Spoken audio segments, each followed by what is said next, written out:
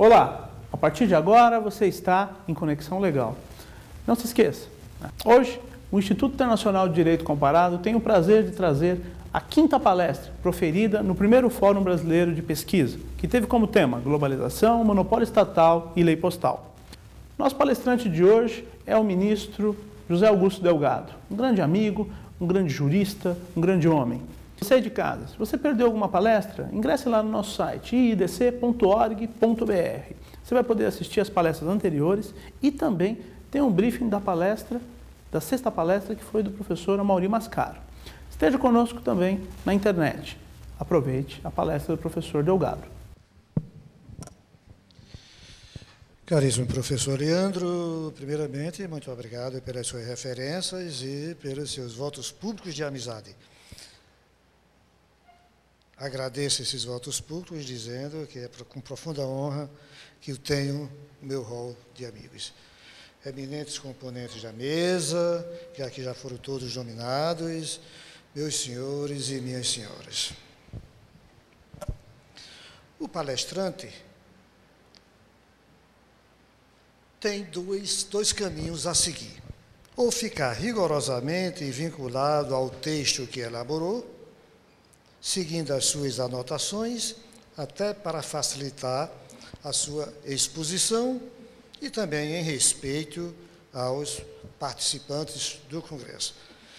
Também como uma forma de demonstrar que se preparou para falar.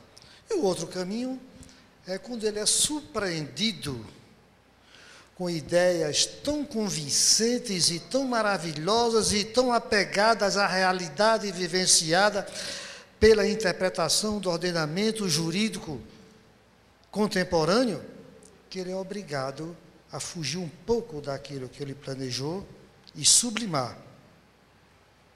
Não como um reforço das ideias expostas, mas sublimar para que haja uma consolidação das ideias expostas, algo que foi dito de modo antecedente ao que ele planejou. Encontro-me, professor Ricardo, nesta situação. E encontro-me também extasiado pelo que eu vi e por aqui fui pregado. Primeiramente, já estava extasiado com as palestras que me antecederam, do nosso querido e sempre adorado Ives, pelos demais palestrantes. Mas agora nós entramos numa consumação. Penso, doutor Leandro, que o primeiro Fórum Brasileiro de Pesquisa, devia ter se encerrado exatamente no momento em que o professor Ricardo afirmou que não foge da utopia que alguns pensam que ele está defendendo. Vejam, meus queridos amigos, porque eu estou a lhes falar.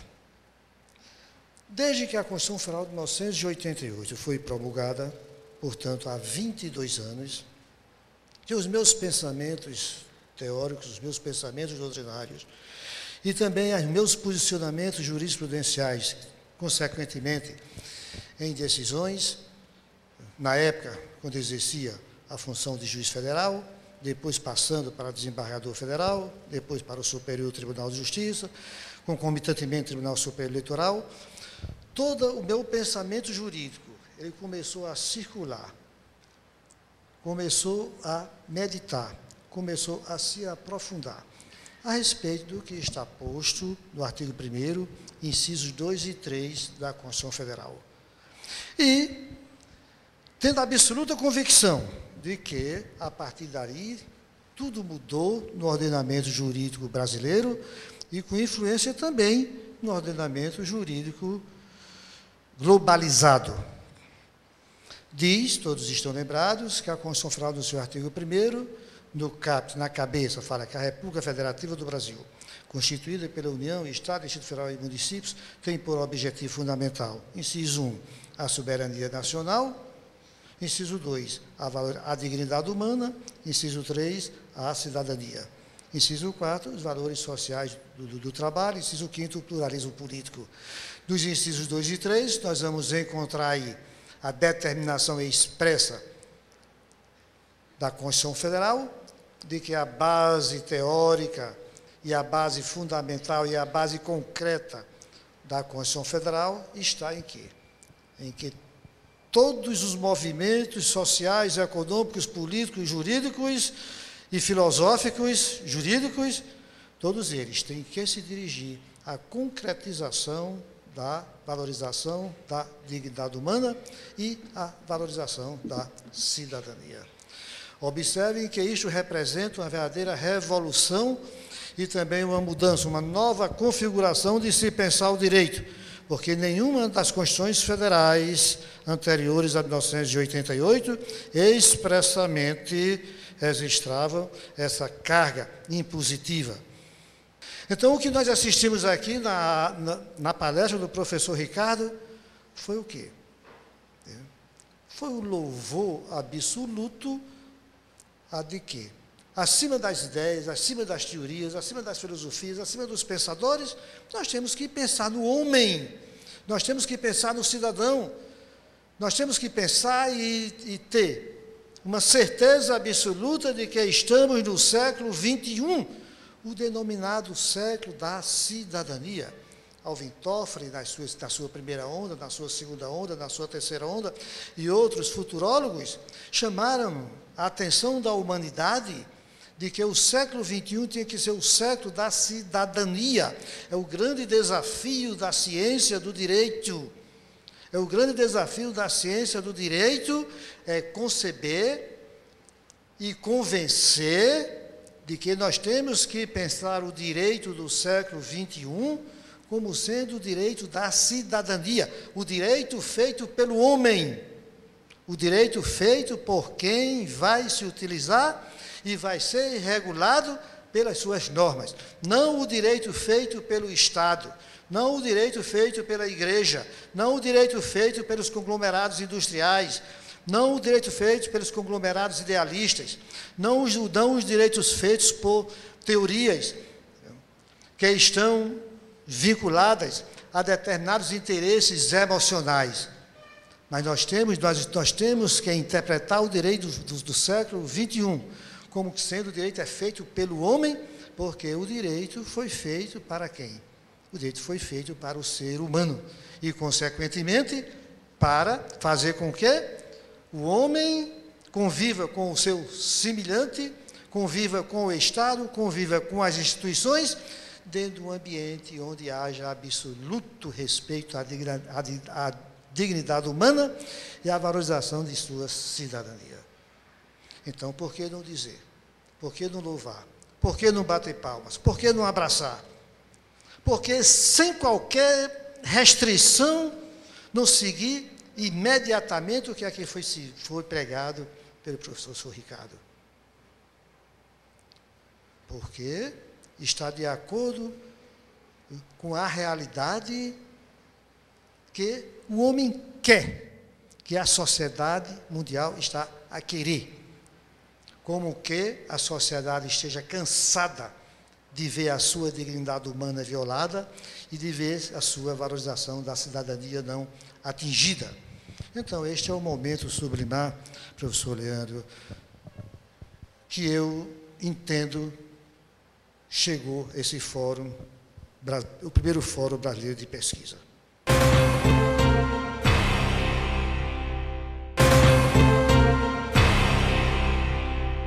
Olá, retornamos em Conexão Legal. Você teve o prazer de assistir à palestra do professor Delgado, a primeira parte, e eu gostaria de lembrá-lo que se você perdeu algum outro programa, ingresse lá, iidc.org.br, e você vai poder ter acesso às palestras anteriores e também à palestra futura do professor Amaury Mascaro. Aproveite a segunda parte da palestra do professor José Augusto Delgado. Os Estados Unidos, principal importador mundial, tem déficit e sua balança comercial, o que é um grande empecilho para que esse nivelamento em campo de horizontalidade, onde a dignidade humana e a valorização da cidadania sejam colocados, seja alcançado. Feito esse relato rápido, muito rápido, tão somente uma amostragem para despertar, especialmente nos jovens estudantes, o interesse pela matéria e a necessidade dela ser aprofundada no campo deles jurídico, fazemos-lhes uma segunda pergunta. E no Brasil? Qual é o posicionamento, qual é a influência da globalização no Brasil? Quais são as áreas do Brasil que foram favorecidas pela globalização? Vamos observar que nós temos aqui as áreas de serviço favorecidas pela globalização, aquelas áreas que já eram ricas e que se tornaram mais ricas com a globalização. Por exemplo, a área automobilística. É de se reconhecer que os fenômenos econômicos provocados pela globalização, eles produziram efeitos muito produtivos do Brasil. Nós não temos mais as carroças, como um determinado político chegou a pregar. Também a área de geração de energia, também a área de telecomunicações e também a área de serviço. Observe que essas áreas, cada vez mais, os que exploram essas áreas estão mais ricos, viu? E nós nos tornando mais pobres, no que refere, por exemplo, na área de prestação de serviço. Nós temos hoje, não obstante todo esse avanço da globalização na área de serviço, mas nós estamos com serviços péssimos, totalmente deficientes na área de saúde, na área de segurança pública, na área da educação e na nossa área de monopólio postal, como todos têm conhecimento. Em rigorosa e transparente violação ao final do artigo 37, caput da Constituição Federal. Todos nós sabemos que a Constituição Federal, no seu artigo 37, determina que a administração pública exercerá as suas atividades, e entre as atividades essenciais da administração pública é prestar serviços públicos e regular serviços públicos e serviços privados também, com eficiência. Estão lembrados que o artigo 37 da Constituição fala que são 5 os grandes princípios vetores da administração pública, e mais 2, que embora não expressamente constantes, mas que eles estão inseridos. O da moralidade, o da publicidade, o da legalidade, o da impessoalidade e o da eficiência. Que a globalização, com todos esses fenômenos positivos e negativos, mais negativos do que positivos, especialmente negativos em relação ao cumprimento da valorização da dignidade humana e da cidadania, é a nova etapa do capitalismo mundial. O capitalismo cada vez mais tenta fortalecer essas ideias de globalização por uma questão de sobrevivência. A terceira e última pergunta sobre esse tema. Qual é o papel do jurista na era globalizada? No nosso entender, é procurar atuar de forma equilibrada e firme, no sentido de fazer prevalecer a globalização sem exclusão. Sem exclusão da dignidade humana e da cidadania. Sem exclusão do cumprimento dos direitos fundamentais do cidadão. O direito de ele ter a plenitude da sua educação, a plenitude da sua segurança, a plenitude da sua segurança de emprego, a plenitude do seu bem-estar. Aliás,